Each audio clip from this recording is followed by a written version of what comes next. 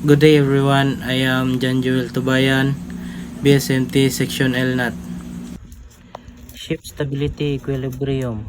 The first element, stable equilibrium. The ship returns to its upright position after tilting. The second one, the buoyant force creates a righting moment that restores balance. Third one, safe condition for navigation. The second element, neutral equilibrium. The ship remains its new tilted position after being disturbed. The second one, no righting or capsizing moment occurs. The third one, risky because small tilts can accumulate over time.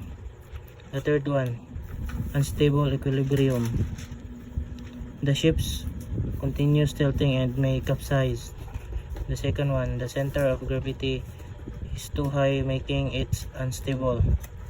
Third one, dangerous and must be avoided with the proper loading and ballast adjustments.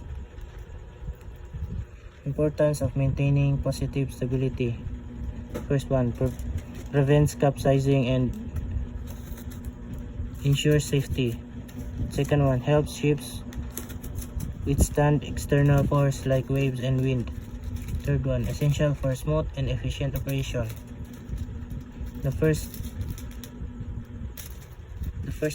table of drawing is